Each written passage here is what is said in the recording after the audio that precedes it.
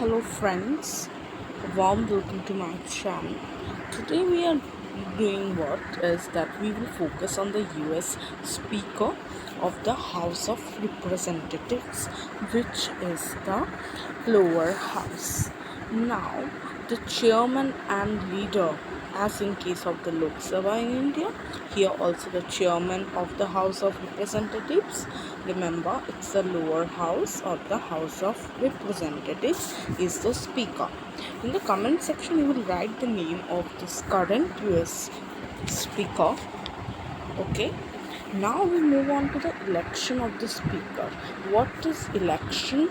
We will see her tenure, salary, her powers, his powers of functions, and in this way we are going to end. Now, election. Let's come to election. Each new House of Representatives elects its own speaker by how? By this process of absolute majority of votes, which means that the majority party is always successful in getting the member elected because it has the majority support in the Congress. Now, just like in India in the parliament, in fact, the majority party always elects its chief leader, not the presidential or vice presidential candidate, but the chief leader as the speaker, okay, made by the party which has won majority votes in the Congress, in the House of Representatives to be more specific. From the tenure is equal to the house of member of the House of Representatives, that is 2 years. Every new house after this is dissolved, each new house has to elect its own speaker. Now the speaker can be re-elected also, okay, he or she can be re-elected. Annual salary, see, $79,125. Now come to the powers and functions, and listen to me to this carefully. See, the constitution doesn't prescribe any powers or function. Her office has been the product of evolution. Because of the increase in the executive powers from this house, as well as there is a majority chance, majority party can win because only two major parties are there. It's very easy for a party to get majority of the votes. So in this way it has evolved that the majority party has votes, then the executive has become very stronger, so they elect the leadership of the house. Her office is a very powerful one. See, I will give you some facts. In the 19th century, the chairmanship of the Rules Committee gave further powers or strength to the office, enabled him to implement the rules and also frame the rules in the house, how to conduct, what are the sessions, how will be the quorum be done, everything, agenda of the house. So she is given these powers by this in this event in the 19th century. Now, speakers like Henry Clay, you write in the comment section for how many years did he hold the position of the speaker, and Thomas Reid exercised huge powers. And this, where power is corrupt but absolute power corrupts absolutely, so they are developed czarist tendencies. It became as if that there is a rule of the speaker. Now, autocratic rule is harmful for a democracy. Mr. Cannon, he exercised his autocratic control, and this is called canonism. Okay, this is a phenomenon. Now, it never produced a revolt against the autocratic rule of the speaker. The members of the house joined hands. You come together, you unite and reduce the power of the speaker. The speaker was removed from the chairmanship of the rules committee. In 1916, the power to appoint the members of the committees was also taken away from him or her, who was the speaker then. It was now vested by the house itself.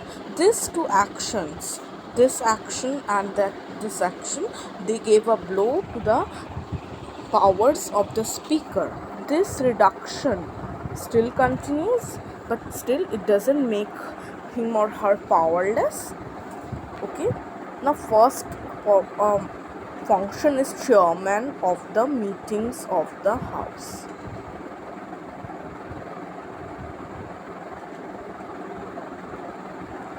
Now he or she presides over the meeting of the house as the presiding officer. He can name any member for 3 days to do her ad hoc duties in case of any illness, but if any member can be given her position for 10 days just as an ad hoc member, ad hoc speaker. In case the speaker is absent, he is not nominated.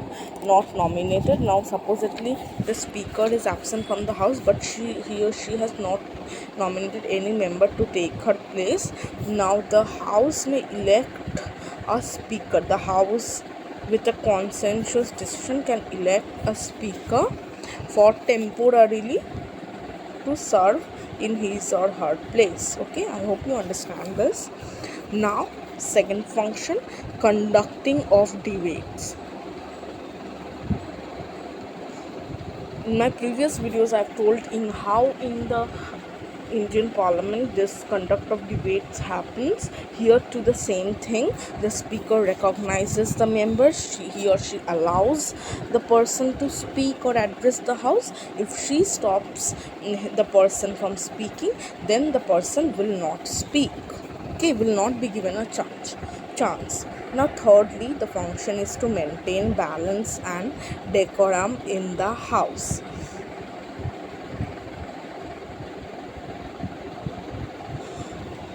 And now if supposedly the decorum of the house is like not okay, she can order a member or punish a member.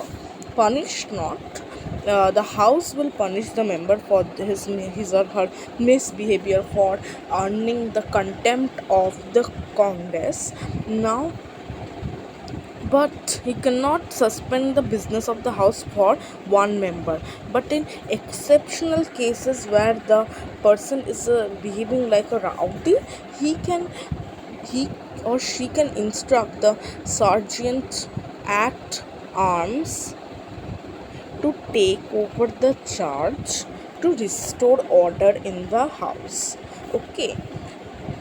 Now this is sufficient power. This power is not too much, because she cannot dismiss the person or stop the conduct of the house. The dismissal of the person will depend on the house of the representatives themselves, not on the speaker. Okay, remember this. Now role as a party leader, and you know that from the majority party he or she is elected. Now what is his or her role as a party leader? Protect and defend the interests of his party only. A speaker's position should be neutral, but that doesn't mean that she has given up her preference for his or her party.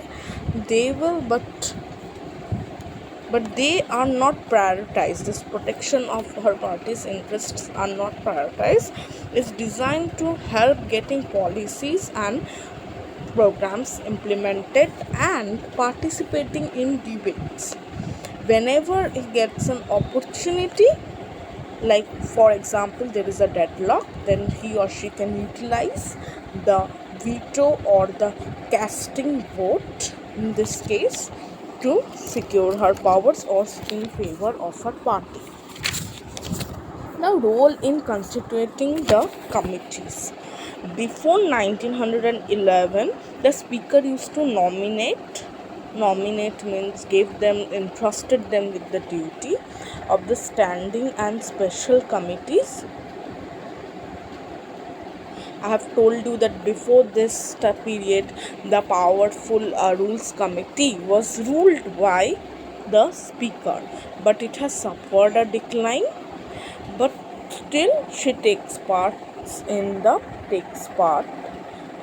certain election of the committees. In the comment section, you will write which are those committees where she can influence her power. Now come to the position of the US Speaker. Again, we will take this date before 1911. This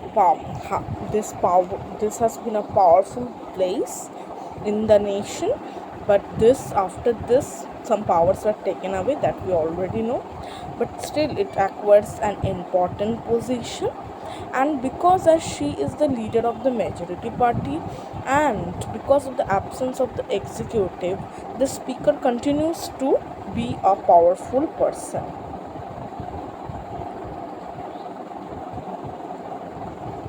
Role as a party leader is very important in this case, and this leads to partisan character of this person, and however it is considered low prestige, and particularly he always thinks and acts as a party man but not an impartial member. So this is the case in case of the US Speaker. Now, US House of Representatives, there are some powers devoted, not the Speaker. We have done with the Speaker. Now, the US House of Representatives is given certain powers and powers through which it can function. Another here important thing is the role of the conference committees. I have told you the committees, the Rules Committee, this and that committees. You can see here one example is given of the conference committees. You can read this. This is not important, but still you can do it for your knowledge. Now, as usual, we divide the powers. First is the legislative powers, and listen to me properly. Legislative powers means lawmaking powers. In this case, they have an equal power with the Senate, which is the upper house. Any bill in respect of any federal subject can be introduced in it. Federal means central government subject, and the bill goes to the Senate after getting passed from this house to this house. The president signs it, and here the president needs to sign within 10 days, with or without any recommendations or reconsiderations. In case, however, the president returns the bill within 10 days, the two houses will have to pass it by the 2/3 majority. Failure to get the 2/3 majority means failure of the bill to be passed. Now, this is a very difficult process to get a bill passed. So they have not been able to make more than 99 amendments. They have a very rigid type of constitution, but still no constitution can be said rigid or flexible.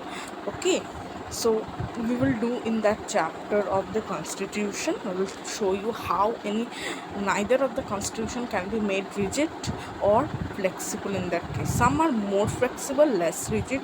Some are more rigid, less flexible. So this is the difference mainly. Now come back to the topic.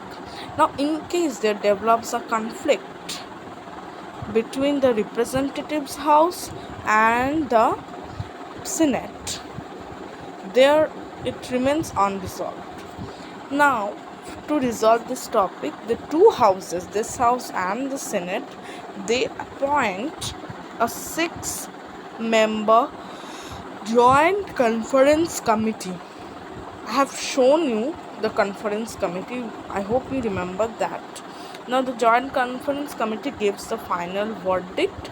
Now, here who will get 3 members from this house, from the Senate, 3 members are there for the equal representation, and they solve the thing. Okay, and now the financial powers.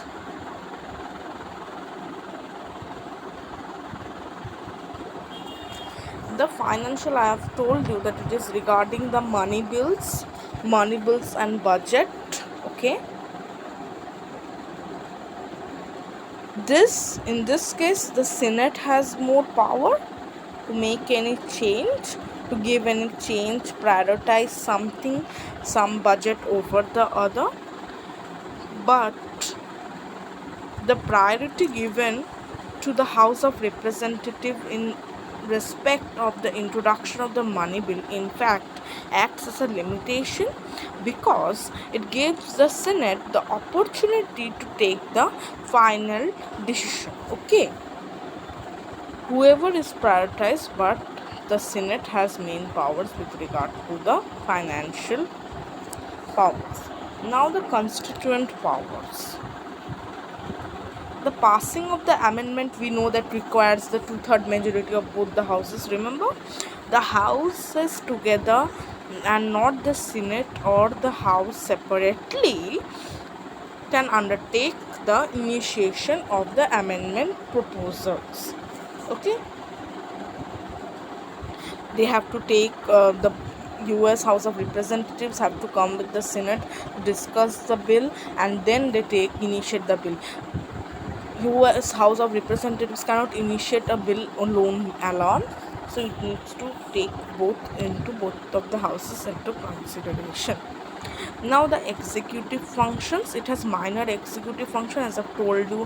From the Senate only the presidential and the vice presidential candidates are elected, which we would discuss, don't worry. Now the executive functions means the investigation committees are there, and they appoint them and for investigation into different government departments, and these government departments are under the leadership of the members of the Senate, okay, whom the president elects as his or her choice. Now it has the power, this house, to declare war, because you need to get people's verdict to declare the war. Only the few members of the Senate cannot do this, otherwise it will lead to use of autocratic powers too. Now judicial functions, both of them try to create new federal courts and decide their jurisdictions. Federal courts means central government courts or the Supreme Court. Now they decide their jurisdictions, how much area they will jurisdict, how much the court can use its powers to influence, and it shares with the Senate the power, again with the Senate. Both of them are there in case of the judicial powers. We can see that to impeach the president and kill and other federal officials. Now the electoral functions. If there is no presidential candidate is in a position to secure an absolute majority of the votes in the presidential electoral college, the responsibility of electing the US President falls on the shoulders of House of Representatives.